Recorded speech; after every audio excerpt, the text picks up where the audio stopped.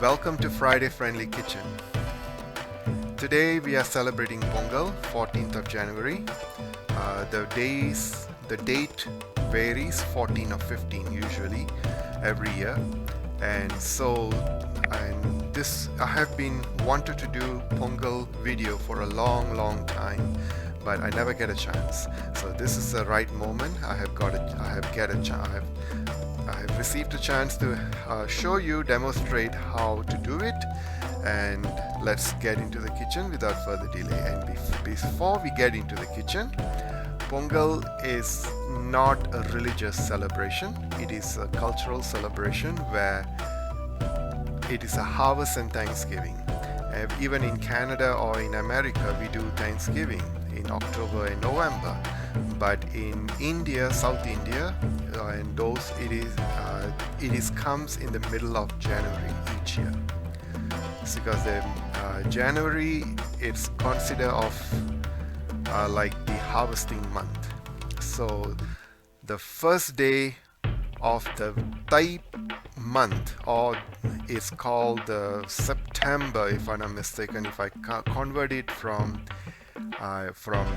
Tamil to English, it is month of Thai in Tamil, and this first day of the month is Ponggal. So it's regardless which faith we come from, we should celebrate this event. It is a very cultural celebration, as I am a Christian and I do observe this Thai Ponggal and Tamil New Year, and I will be having some videos for Tamil New Year. So let's wait and tune, and before that let's get into the kitchen straight away. What are the things to be used in this to cook this sweet rice? Let's get into the kitchen.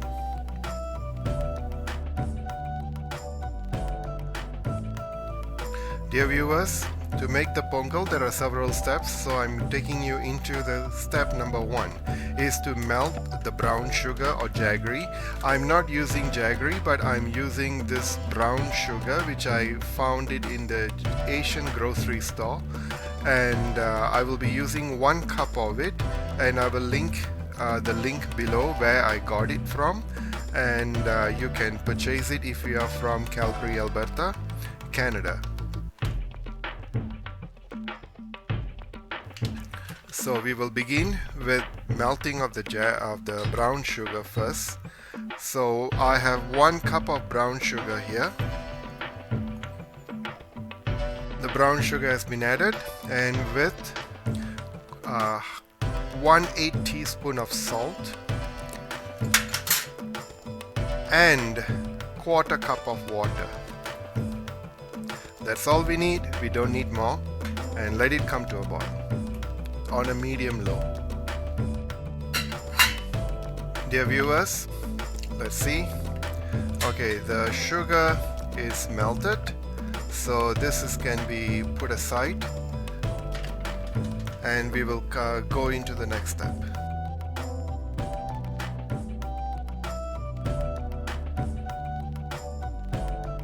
Our next step is we are going to roast cashew nuts and raisins. So I need about 2 to 3 tablespoons, but I'm just using 2.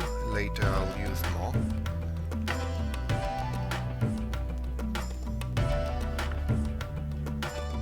And dear viewers, our ghee is melted, and now I will roast the cashew nuts.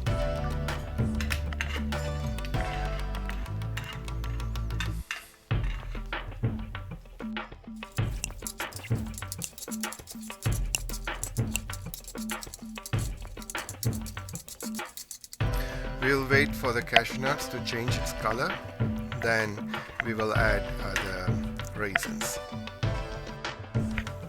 As you can see, the cashew nuts is starting to kind of like fry in the ghee, so continuously stir it, but don't burn the cashew nuts or the ghee. Roast it in a medium low,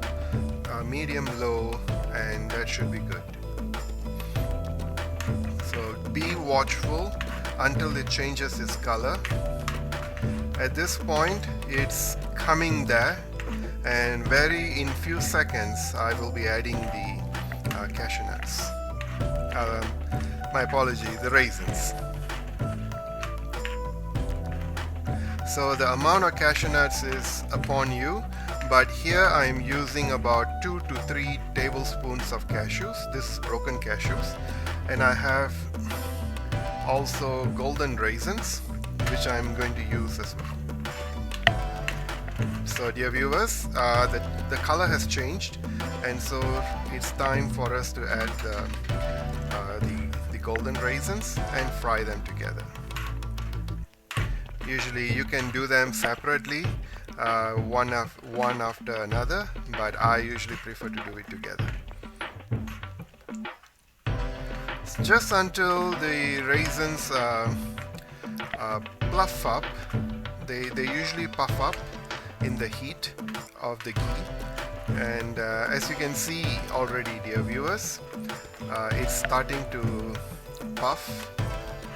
So we'll wait until it's completely puffed and we will remove this. Can you see, dear viewers, that the raisins are getting there? Okay, this is the time that it's just perfect that we could remove the whole pan right away. We don't keep them too long, or if not it will get burnt.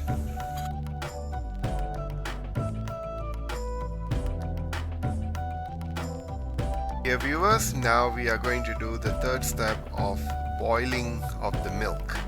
So I have over here of 2 cups of fresh milk, which is 3.25%. You can use full cream as well. And over here I have 1 cup of thick coconut milk, and we will let it boil. So the milk has to boil, so until then we'll wait until the milk to be boiled and overflowed. That is the tradition of Ponggal. The milk has to be boiled and overflowed. And meanwhile that, I have already prepared some raw rice, 1 cup of raw rice washed and soaked in water. So let's wait for the milk to come to a boil.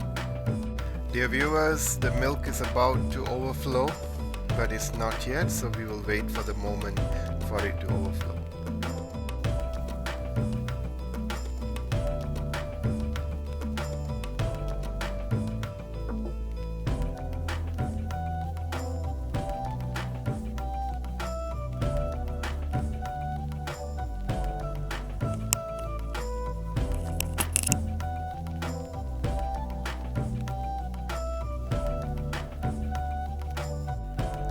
And dear viewers, the milk didn't overflow, but that's okay, it's still Ponggal. Let's now add the rice. So the rice can be added now.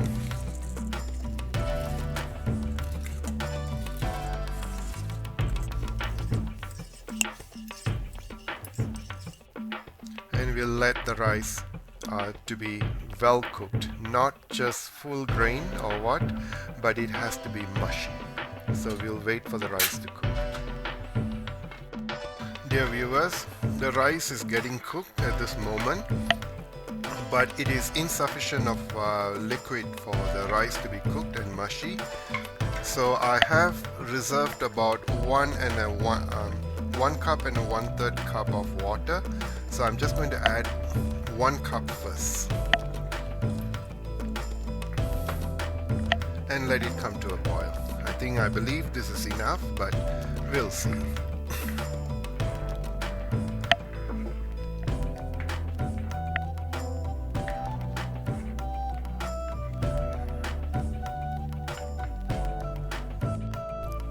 Dear viewers, the rice is still cooking, and I have already added another 1/3 of a cup of water from the rice water, so it's all been there. If I need more, I'll be adding in more.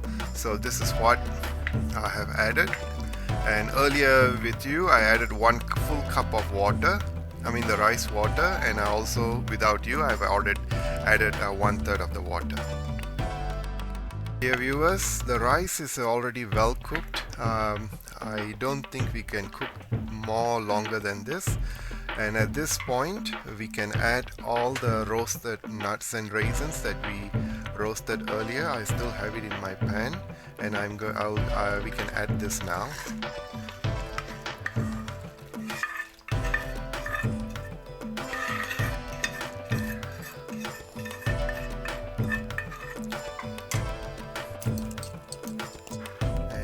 Quick mix. Be gentle.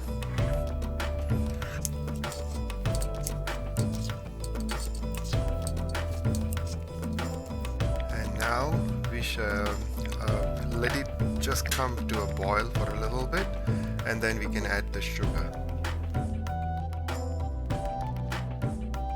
At this stage, dear viewers, now we can add the sugar syrup that we melted, the brown sugar, and we just to let you know that nothing will be cooked when you add the sugar in the final stage.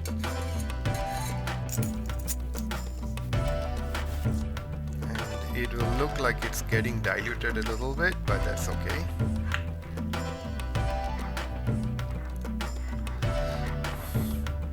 And this will change the color from white to brown. And keep on mixing till the sugar is well mixed and melted.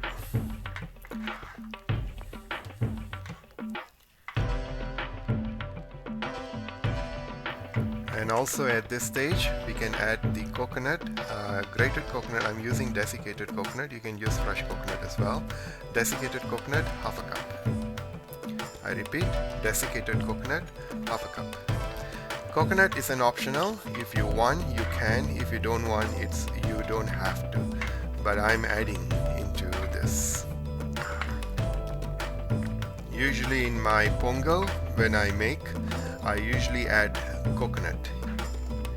Coconut is one of important things that we use in most of our Indian cooking, and so this is one way.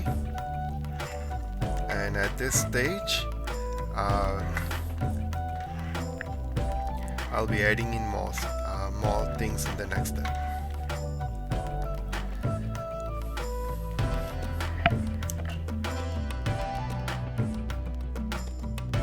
At this stage I'm adding some ginger powder. It's 1/2 teaspoon of ginger powder. So I repeat, 1/2 teaspoon of ginger powder. This will give a great flavor to the Ponggal.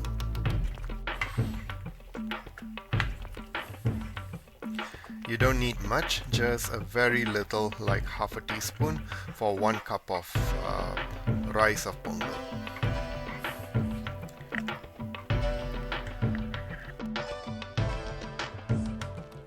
And the next ingredient that I'm adding in is cardamom powder. This you need to add a little generous, approximately about 2 teaspoons. I have added 1. This is my 2nd teaspoon, and another 1/4 teaspoon. So everything is about eyeballing. So when you are cooking, just eyeball as you cook. And there is one more special ingredient that I'll be adding in a short moment.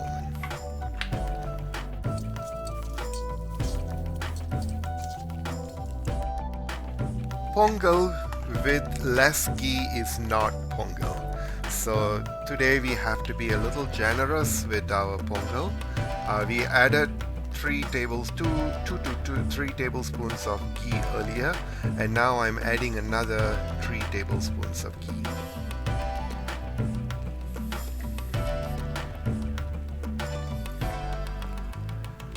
And give it a quick stir.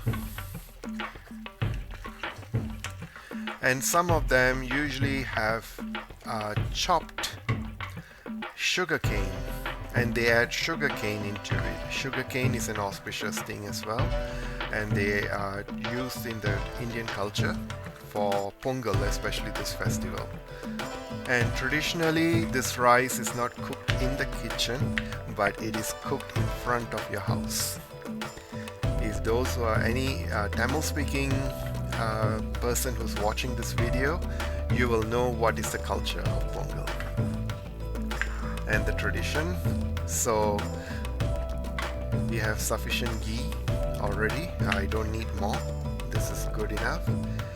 And I will be adding the final ingredient that is called the cooking camphor.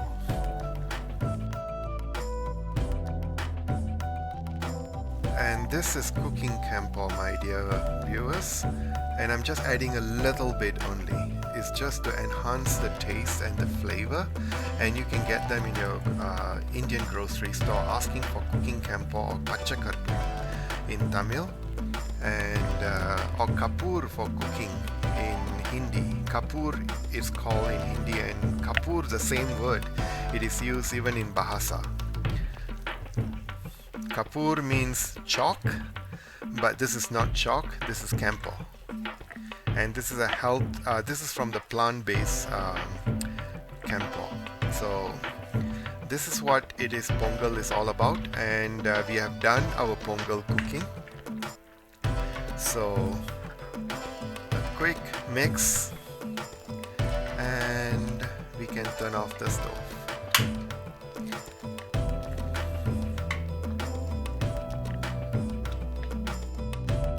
And dear viewers, if you ask me about the Pacha Karpooram, this is the Pacha Karpooram that I have used, and I bought this in our local grocery store, which carries specialized things from India. And I will list the link where I bought this from, and if you can find in your local Indian grocery store, you can find that too.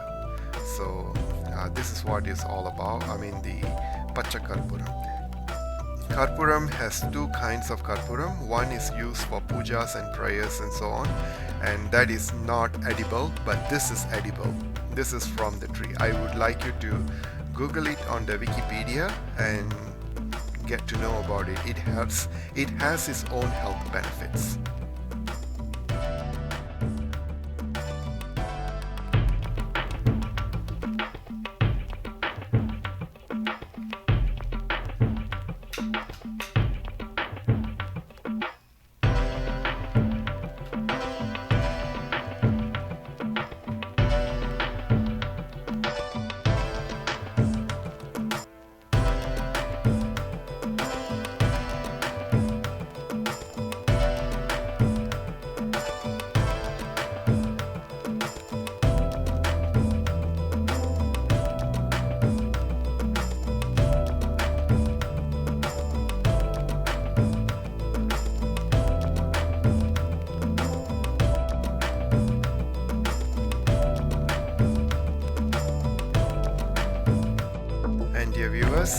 And here is our Ponggal, and I wish Friday Friendly Kitchen wishes all Tamil speaking people a happy Ponggal. Pongal Nalvalthugal.